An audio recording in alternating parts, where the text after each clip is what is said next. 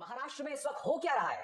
संजय राउत ये क्यों कह रहे हैं कि शिंदे और भारतीय जनता पार्टी सरकार का डेथ वारंट साइन हो गया है? आखिर वो क्यों कह रहे हैं कि 15 दिनों में सरकार गिर जाएगी? आखिर सुप्रिया सुले, शरद पवार की बेटी सुप्रिया सुले ये क्यों कह रही हैं कि अगले 15 दिनों में 2 बड़े धमाके होने वाले हैं? आखिर अजीत पवार प्रधानमंत्री नरेंद्र मोदी की तारीफ क्यों कर रहे हैं, जो कि शरद पवार के भतीजे हैं? और शरद पवार ये क्यों कह रहे हैं कि जो भी एनसीपी को तोड़ेगा इसकी भारी कीमत चुकानी पड़ेगी? आपको ये बात समझनी पड़ेगी दोस्तों कि जब से महाराष्ट्र की सत्ता उद्धव ठाकरे के हाथ से शिंदे और देवेंद्र फडणवीस यानी शिंदे और बीजेपी के हाथ गई है, महाराष्ट्र में अराजकता, अस्थिरता लगातार बनी हुई है। और ऐसा क्यों है दोस्तों? इस वक्त सुप्रीम कोर्ट के सामने शिंदे ग्रुप के 16 विधायकों के डिस्क्वालीफाई होने की बड़ी संभावनाएं, बड़ी आशंकाएं जताई जा रही हैं, क्योंकि जैसा कि आप जानते हैं मामला इस वक्त सुप्रीम कोर्ट के chief justice of India DY Chandrachud के सामने है।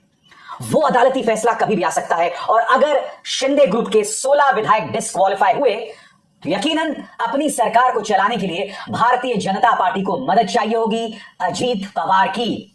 इसलिए लगातार अजीत पवार जो हैं वो प्रधानमंत्री नरेंद्र मोदी के समर्थन में बयान दे रहे हैं। दिलचस्प बात यह है दोस्तों कि अजीत पवार बाकायदा एक प्रेस कॉन्फ्रेंस के जरिए सामने आते हैं और वो कहते हैं कि मेरा बीजेपी में जाने की जो तमाम संभावनाएं जतलाई जा रही हैं वो झूठी हैं, मगर अगले ही दिन वो प्रधानमंत्री नरेंद्र मोदी की तारीफ करने लगते हैं। मैं आपको बतलाना चाहता हूं दोस्तों उन्होंने प्रधानमंत्री नरेंद्र मोदी की क्या तारीफ की।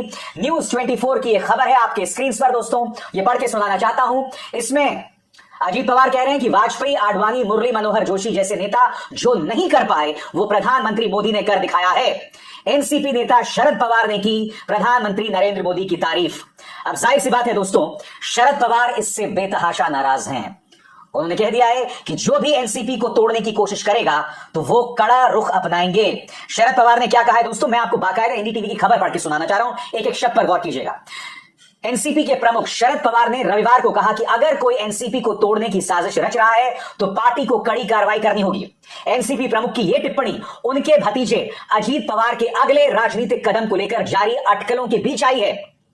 ऐसी चर्चाएं हैं कि अजीत पवार महाराष्ट्र में सत्तारूढ़ बीजेपी से नजदीकियां बढ़ा रहे हैं। मैं दोस्तों आपको याद दिलाना चाहूंगा कि अजीत पवार ने कहा कि मैं 100% मुख्यमंत्री बनना चाहता हूं।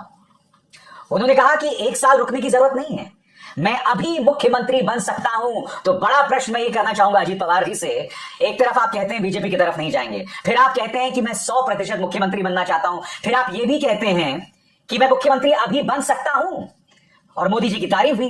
तो ये सब क्या बतला रहा है दोस्तों? बहरहाल संजय राउत और सुप्रिया सुले दोनों ने अपनी अपनी तरफ से तीर छोड़ दिए हैं और ये जो तीर है इसकी वजह से बीजेपी बौखला गई है। मैं आपको बता दूं दोस्तों, एनडीटीवी की खबर है आपके स्क्रीन पर कि शिवसेना के पूर्व मुख्यमंत्री उद्धव ठाकरे की अगुवाई वाले धड़े के प्रमुख नेता संजय राउत ने जलगांव में पत्रकारों से कहा कि उनकी पार्टी अदालत के आदेश का इंतजार कर रहे हैं और उम्मीद कर रहे हैं कि न्याय किया जाएगा। मगर जो बात धमाकेदार उन्होंने कही है, जिस पर भारतीय जनता पार्टी ने कहा है कि ये उनके ख्याली पुलाव हैं और संजय राउत फर्जी ज्योतिषी हैं। कहा क्या संजय राउत ने? रविवार को संजय राउत ने दावा किया कि एकनाथ शिंदे की अगुवाई वाली महाराष्ट्र सरकार का डेथ वारंट जारी हो गया है और ये अगले 15 से 20 दिनों में गिर जाएगी। हालांकि सत्तारूढ़ शिवसेना ने राउत को फर्जी ज्योतिषी करार दिया है और ये कहा है कि उद्धव ठाकरे के नेता इस तरह की पहले भविष्यवाणियां करते रहे हैं। दोस्तों मैं आपको बता दूं कि सुप्रिया सुले जो हैं, जो कि शरद पवार की बेटी हैं, उन्होंने भी अपनी तरफ से कहा था और उन्होंने कहा कि अगले 15 दिनों में 2 बड़े धमाके होने वाले हैं। बड़ा प्रश्न है कि जब वो 2 बड़े धमाकों की बात कर रही हैं तो क्या उनमें से एक धमाका यह है कि अजीत पवार जो हैं वो चले जाएंगे भाजपा के साथ, या कुछ और है जिसकी ओर सुगबुगाहट है? मैं एक बात स्पष्ट कर दूं दोस्तों, अगर सुप्रीम कोर्ट का फैसला, अगर DY चंद्रचूड़ साहब की अदालत का फैसला जो है वो बीजेपी शिंदे सरकार के खिलाफ आया तो जैसा कि मैंने आपको कहा बीजेपी को अजीत पवार के समर्थन की जरूरत पड़ेगी। मगर अगर अजीत पवार उनके साथ नहीं जाते हैं तो यह सरकार अपने आप में गिर सकती है। और ये ना भूलें, लोकसभा में अभी 1 साल बचा हुआ है, लोकसभा चुनावों में 1 साल बचा हुआ है और अगर महाविकास आघाड़ी एकजुट रहती है तो यकीन मानिए 48 सीटों पर, जहां पर इस वक्त बीजेपी के पास करीब 45 सीटें हैं, जी हां, उन 45 सीटों पर अपना वजूद बचाना बहुत मुश्किल हो जाएगा। दोस्तों मैं आपको बताना चाहता हूं कि सुप्रिया सुले ने अगले 15 दिनों में 2 बड़े धमाकों, 2 बड़े सियासी धमाकों की बात कही है। ये खबर क्या कह रही है मैं आपको पढ़ के सुनाना चाहता हूं। एनसीपी प्रमुख शरद पवार की बेटी और सांसद सुप्रिया सुले ने बड़ा बयान दिया है। सुप्रिया सुले ने कहा कि आगामी 15 दिनों में 2 बड़े राजनीतिक विस्फोट होंगे। उन्होंने कहा कि एक विस्फोट दिल्ली और दूसरा महाराष्ट्र में होगा। केंद्र में बीजेपी के खिलाफ मजबूत विपक्ष बनाने की दिशा में सुप्रिया का बयान बेहद अहम माना जा रहा है।